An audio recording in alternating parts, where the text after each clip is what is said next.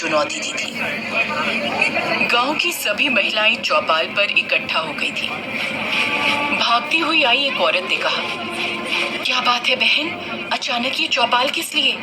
हम भागते हुए आई हैं, जाने क्या हो गया? अरे वो गांव में जो बिन ब्याही बंजारन है ना, आज उसने 5वें बच्चे को जन्म दिया है।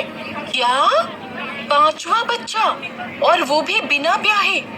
बाप रे, बंजारन को डर नहीं लगता है क्या? डर लगता तो ये सब करती क्या? मुंह में घूंघट दबाई चलती तो बड़ा मटक मटक के है। ना जाने गांव के किस मर्द को अपने जाल में फंसा के ये सब कर रही है। पूरे गांव में बंजारन के 5वें बच्चे का शोर था। सब उस आदमी के बारे में जानने के लिए बेताब थे जिसके साथ बंजारन का संबंध होगा। मर्दों की भीड़ में से एक ने कहा, मानना पड़ेगा भैया, वो औरत है तो अप्सरा। अगर गांव के किसी मर्द का मन डोल गया तो कोई बड़ी बात नहीं है। हाँ भाई, कह तो तुम ठीक रहे हो, लेकिन वो जो भी मक्कार है जिसने हमारी परंपरा को तोड़ा है, आज वो आदमी और बंजारन दोनों बचेंगे नहीं, क्योंकि गांव में अब तक जब भी इस बड़े कुएं पर चौपाल लगा है, बड़े मालिक ने हमेशा कठोर फैसला ही लिया है। गांव से बीच में लगे विशाल बरगद के नीचे बड़े कुएं पर चौपाल लगी थी। गांव का बच्चा बच्चा इकट्ठा हुआ था, क्योंकि आज गांव का उसूल और परंपरा दांव पर लगी थी। तभी पाली गांव का सरपंच ठाकुर सज्जन सिंह चौपाल की ऊंची कुर्सी पर आकर बैठ गया। ठाकुर सज्जन सिंह ने इशारे से सबको बैठने को कहा और गुस्से में भारी आवाज में कहा, क्या रे मोहन, उस बंजारन के आशिक की कोई खोज खबर है कि नहीं? सरपंच ठाकुर का बायां हाथ मोहन फटाक से बोला, नहीं मालिक, वो बंजारन किसी का नाम ही नहीं लेती। तो जाओ और उसे घसीटते हुए यहाँ लेकर आओ, और हम आखिरी बार पूछेंगे कि किसके साथ उसने मुंह काला कर इन बच्चों को जना है। अगर नहीं बताया तो आज वो होगा जो 50 साल पहले हुआ था। जाओ लेकर आओ उस कुलटा को। जी। इतना कहकर मोहन लोगों को लेकर जब बंजारन के झोपड़े में गया तो उस वक्त वो बंजारन अपने चेहरे पर घूंघट डाले अपने 5वें बच्चे को, जो अभी 2 दिन का था, उसको दूध पिला रही थी, और बाकी के 4 बच्चे वहीं खेल रहे थे। बंजारन गांव में लोहे के सामान में धार लगाने का काम करती थी, इसलिए उसके झोपड़े में कई सारे धारदार हथियार भी पड़े थे। अचानक अपने घर इतने लोगों को देखकर बच्चे रोने लगे और बंजारन जल्दी से अपना घूंघट संभाल बौखलाहट से बोली, मोहन भैया, आप फिर आ गए, और ये सब क्या है? एक अकेली औरत के घर में ऐसे कैसे घुस आए आप? मोहन हंसते हुए बोला, अच्छा, बहुत सारे नहीं, इसको एक बार में एक ही मर्द चाहिए मुंह काला करने के लिए। सुन, ये सती सावित्री का ढोंग छोड़ और चल चौपाल पर, मालिक ने बुलाया है। मैं कहीं नहीं जाऊंगी, मोहन ने गुस्से में कहा। रघु, इसके बाल पकड़ और ले चल चौपाल, तभी इस उल्टा का मुंह खुलेगा। रघु ने उसके बाल पकड़े और घसीटता हुआ बाहर ले आया। वो चीखती रही, विनती करती रही, लेकिन किसी को उस पर दया नहीं आई। उसके पीछे रोते बिलखते उसके बच्चे आए तो मोहन ने कहा, कैद कर दे इन्हें, पहले इनकी बदचलन माँ से तो निपट ले, फिर मालिक जैसा बोलेंगे वैसा करेंगे पिल्लों का। चलो।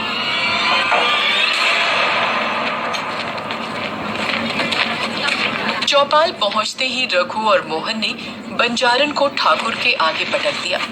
ठाकुर को बंजारन का आधा चेहरा ही दिख रहा था और आधे चेहरे में हमेशा की तरह उसने घूंघट डाल रखा था।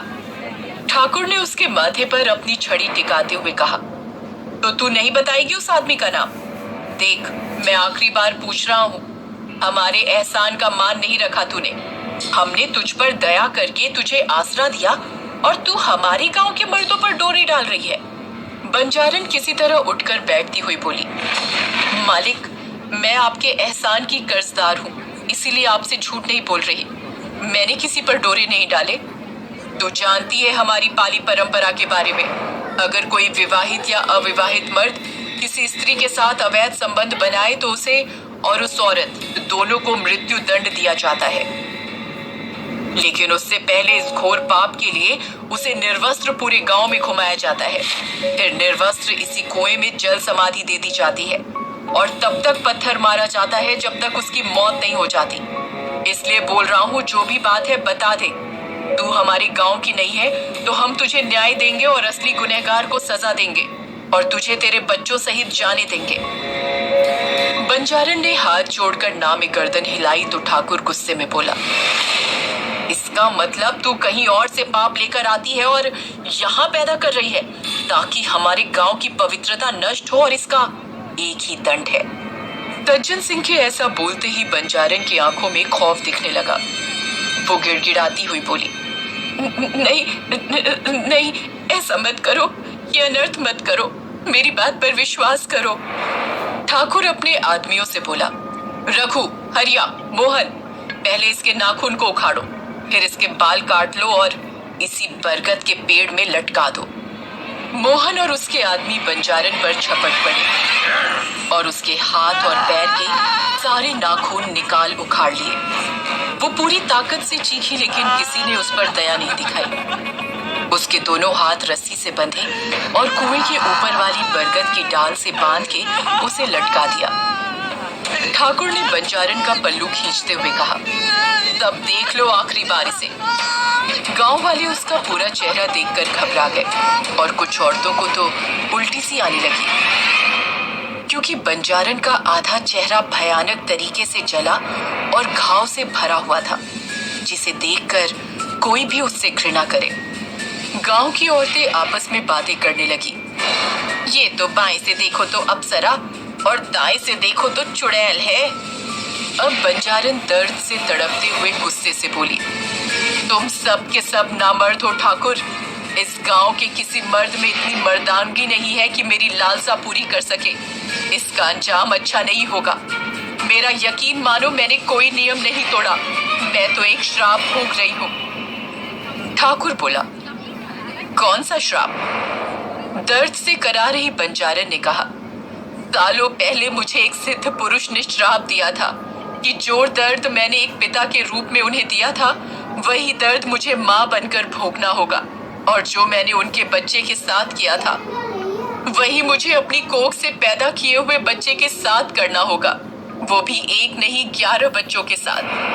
तभी जाकर इस मानव रूपी संसार से मुक्ति मिलेगी। और इतना ही नहीं, उन्होंने मेरा आधा चेहरा इतना बदसूरत बना दिया कि इस चेहरे के कारण कामुक से कामुक आदमी भी मेरी तरफ कभी आकर्षित नहीं होगा। इतने भयानक श्राप से मैं बहुत डर गई। मैंने उनसे विनती की, उनके सामने भीख मांगी कि महाराज मुझे इस भयानक श्राप का तोड़ तो बताएं। इतना कहते कहते बंजारन की सांसें फूल गई। पूरा गांव बंजारन की बात हैरानी से सुन रहा था। ठाकुर ने पूछा, तो क्या उपाय बताया? उसने फिर से एक लंबी सांस खींची और बोली, उन्होंने कहा मुझे पाली गांव जाना होगा, लेकिन आगे उन्होंने ये भी बताया कि इस गांव में कुंवारी औरतों के मर्दों के साथ शारीरिक संबंध बनाने की सजा उनके श्राप से भी भयानक है, और ये सब मेरी एक गलती की वजह से हुआ था, नहीं तो ऐसा कठोर श्राप मुझे कभी नहीं मिलता। ठाकुर ने आश्चर्य के साथ पूछा, कौन सी गलती? मुझसे ये मत पूछो ठाकुर, मैं ये नहीं बता सकती। ठाकुर ने चीखते हुए कहा, तो ये बता बच्चे कैसे पैदा किए? अकेले पैदा किए हैं, बिना किसी मर्द को छुए। ये सुनते ही गांव वाले हंसने लगे। सज्जन सिंह गरजते हुए बोला, अब तो शंका की कोई वजह ही नहीं है। इसे लगता है इसके इस आधे जले हुए चेहरे को देख हमें इस पर दया आएगी और ये इसका फायदा उठाते हुए किसी सिद्ध पुरुष के नाम की कहानी सुना के हमें बहका लेगी। अरे बनाओ इसकी जल समाधि। समाधि समाधि, सब समाधि चिल्लाने लगे और बंजारन की आवाज उस भीड़ में दब सी गई और सज्जन सिंह के लोग उस पेड़ से लटक रही बंजारन के कपड़े खींचने लगे। इस खींचातानी में उसके कपड़े जगह जगह से फट गए। ठाकुर गांव वालों को देखता हुआ बोला, जो भी पाली गांव का उसूल और नियम भूल गया हो वो अच्छी तरह से देख ले, उसका यही हाल होगा। सबने मिलकर बंजारन की साड़ी फाड़ डाली थी अब दर्द से करा रही बंजारन के बदन पर ब्लाउज और पेटीकोट था। हाथ में मशाल लिए ठाकुर ने एक ही झटके में उसका ब्लाउज फाड़ा तो उसके पीठ पर बने निशान को देख उसकी आंखें फटी की फटी रह गईं। उसने आज से पहले इस निशान के बारे में सिर्फ सुना था, कभी उसे अपनी आंखों से देखा नहीं था। उसे यकीन नहीं हो रहा था ऐसा निशान वास्तव में हो सकता है। उसने उसकी पीठ की तरफ मशाल बढ़ाई और ध्यान से देखा। अब उसे यकीन हो गया, ये वही निशान था। ये इसके शरीर पर कैसे? क्या हुआ मालिक, कौन से निशान की बात कर रहे हैं आप? ठाकुर के इशारे पर मोहन गौर से देखते हुए बोला, ये गोदना जैसा लगता है मालिक, लेकिन कुछ अलग है। आज से पहले कभी नहीं देखा ऐसा। क्या है ये? मोहन के सवाल पर ठाकुर उसे चुप करता हुआ बोला, चुप कर मूर्ख, तू नहीं जानता इसके बारे में। एक काम कर, पहले इसके शरीर का वो निशान आग से जला दे, फिर इसे जल्दी से कुएं में फेंक। मोहन ने तुरंत हाथ में पकड़ी मशाल बंजारन के पीठ में बने उस निशान पर लगा दी और दर्द के मारे बंजारन चीख पड़ी। उसकी चीख इतनी तेज थी कि किसी का भी दिल दहल जाए। बंजारन ललकारते हुए बोली, ठाकुर, तूने सोई हुई शेरनी को जगाया है। अब देखना तेरे इस पाली गांव में ये शेरनी कैसे नरसंहार करती है, और ये गांव जन्मों जन्मों तक इसकी सजा भुगतेगा। पीठ का निशान जलाने के बाद मोहन ने रस्सी में भी आग लगा दी और एक भयानक चीख के साथ वो उस कुएं में गिर गई। लेकिन ये तो उसकी सजा की शुरुआत थी। गांव वालों ने उस कुएं में गिरी बंजारन को पत्थर मारना शुरू कर दिया और हर पत्थर लगने के साथ कर्कश चीख सुनाई दे रही थी। काफी देर बाद जब उसकी चीखें सुनाई देना बंद हो गई, तब सब समझ गए वो अब मर गई। ठाकुर और मोहन तुरंत भागते हुए बंजारन की झोपड़ी गए, उसके बच्चों के पास। जब वहां सब पहुंचे तो सब हैरान रह गए, क्योंकि सब के सब बच्चे गायब थे। 25 साल बाद पाली गांव में कुछ लोग उसी कुएं के पास खड़े थे, जिसमें एक नीली आंख वाला लड़का छलावा, जो इसी गांव का रहने वाला था। वो कहता है, ये वही कुआं है जिसके बारे में आपने लोगों के मुंह से सुना है। छलावा ने जब ये बात कही तो उसके बगल में खड़े ध्रुव, विक्की और अनन्या को यकीन ही नहीं हो रहा था कि जिस बात को कहानी मानकर वो लोग यहाँ आए थे, वो महज कहानी नहीं बल्कि सच है। विक्की का पुश्तैनी घर इसी गांव में था, इसलिए वो विक्की के कॉलेज फ्रेंड ध्रुव और अनन्या विक्की से अक्सर इस गांव के बारे में और उसकी कहानियों के बारे में सुन